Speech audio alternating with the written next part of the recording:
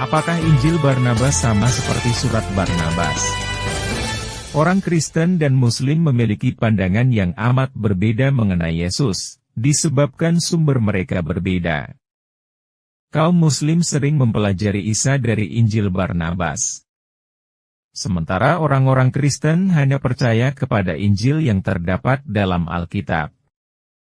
Kedua sumber ini amat berbeda. Salah satunya pasti salah. Mari kita menganalisa apakah Injil Barnabas adalah biografi Yesus yang asli. Penulis Injil Barnabas tidak mungkin Barnabas. Karena Barnabas adalah salah satu tokoh dalam gereja mula-mula, Kisah Para Rasul 4 ayat 36. Dia bukanlah salah satu dari ke-12 murid Yesus. Sebagaimana yang secara keliru diklaim dalam Injil Barnabas. Barnabas adalah orang yang menyatakan kepada para rasul bahwa Paulus telah bertobat dari yang tadinya seorang penganiaya gereja, menjadi seorang pengikut Yesus Kristus, Kisah Rasul 8 ayat 27. Barnabas yang sejati bepergian dengan Paulus, untuk mengabarkan kabar baik mengenai Yesus Kristus, Kisah Rasul 13 ayat 2. Analisis terhadap Injil Barnabas dengan jelas memperlihatkan bahwa kitab ini ditulis bukan pada masa kehidupan Yesus Kristus atau tidak lama sesudah masa Yesus Kristus. Sebagaimana yang dianggap orang Muslim. Terlalu banyak anakronismenya atau kesalahan-kesalahannya, baik dalam segi sejarah, budaya maupun kitab suci Perjanjian Baru. Jika Injil Barnabas memang ditulis pada abad pertama, kitab ini akan dikutip dalam dokumen-dokumen lain dari kurun waktu yang sama. Namun kitab ini tidak pernah dikutip satu kali pun dalam karya para bapak-bapak gereja. Mereka yang mengklaim penulisan Injil Barnabas dikerjakan pada abad permulaan, mungkin merujuk kepada surat Barnabas, yang diperkirakan memang berasal dari abad pertama. Jika ditinjau dari isinya pun tidak berhubungan antara surat Barnabas dengan Injil Barnabas. Surat Barnabas mengakui kealahan Yesus, dan bahkan menekankan kasih karunia oleh Kristus yang mengatasi hukum Taurat, yang pernah dikenal dan dibacakan di gereja Alexandria di abad kedua Masehi, dan juga menolak hukum sunat Yahudi. Sedangkan Injil Barnabas berisi kutipan-kutipan frasa, yang berasal dari Dante Alighieri, seorang pujangga ternama Italia di abad pertengahan 1266-1321 Masehi, dan ditulis dalam bahasa Italia. Karena itu para sarjana memperkirakan tanggal penulisan buku ini diperkirakan sekitar abad 15 Masehi. Selebihnya, Injil Barnabas didapatkan mempunyai kumpulan yang mencurigakan, karena Injil tersebut merupakan favorit orang Muslim. Karena mengajarkan sebuah pandangan yang sesuai dengan Al-Quran. Adalah suatu yang sangat penting bagi kita, untuk tidak mencampuri Injil Barnabas tahun 1500 Masehi, dengan surat Barnabas tahun 70-90 Masehi. Dan surat Barnabas pun tidak pernah dianggap setara sebagai firman yang terilhami oleh gereja mula-mula atau dewan gereja apapun lainnya. Inilah anakronisme atau kesalahan-kesalahan Injil Barnabas yang ditulis pada abad ke-15 Masehi, yang tidak cocok dengan sejarah, budaya, keadaan geografis, maupun kitab suci Perjanjian Baru. Yang ke-1. Dikatakan bahwa Yesus dilahirkan di zaman Pontius Pilatus yang baru naik tahta setelah tahun 26. Ini keliru karena Yesus lahir pada zaman Kaisar Agustus, Lukas 2 ayat 1.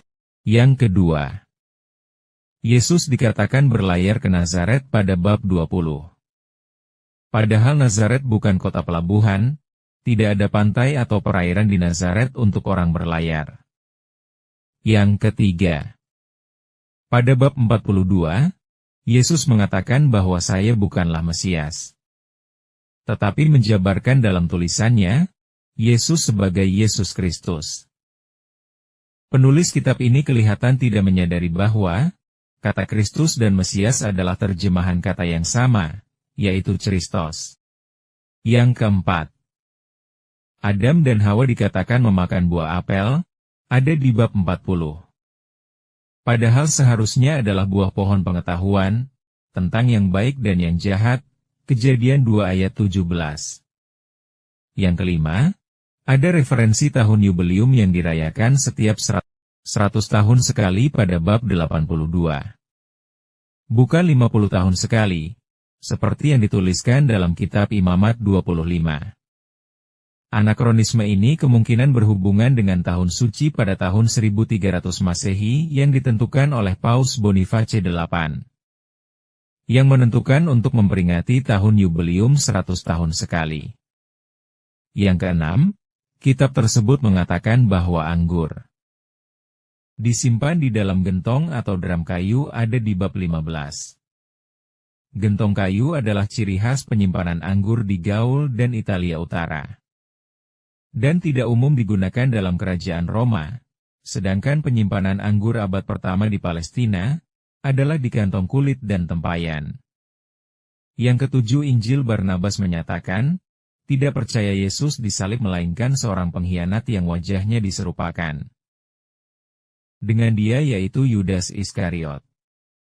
Yang kedelapan, Injil Barnabas menubuatkan tentang kedatangan Nabi Muhammad, yang adalah seorang perikletos, yang artinya terpuji atau indah, yang merujuk kepada kata Ahmad yang berarti Muhammad, yang diambil dari ayat Yohanes 14 ayat 16-17. Padahal terjemahannya adalah Parakletos, seorang pembela atau penolong lain, yang merujuk pada Roh Kudus, yang akan menyertai sampai akhir zaman. Kesimpulannya, surat Barnabas ditulis di Alexandria, pada akhir abad pertama. Surat Barnabas ini salah satu yang menjadi bukti di luar kitab Perjanjian Baru, yang membuktikan terhadap keilahian Yesus Kristus dan ajaran penebusan. Dan juga surat ini mencela nilai ketaatan harfiah terhadap hukum-hukum ritual Yahudi. Injil Barnabas ditulis pada abad ke-16. Berabad-abad setelah zaman Rasul, kira-kira 1400 tahun dari zaman Rasul Barnabas. Sehingga dapat dipastikan bukanlah Barnabas sendiri yang menulisnya. Isi dari Injil Barnabas bertentangan dengan Alkitab dan ajaran Kristen, melainkan lebih pada penafsiran umat Muslim. Tidak ada Bapak Gereja di abad ke-1-15 yang pernah mengutip Injil Barnabas.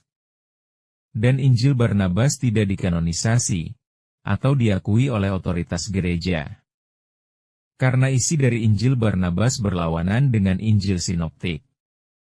Demikianlah khotbah minggu ini tanggal 23 Februari 2025, Tuhan Yesus memberkati. Amin.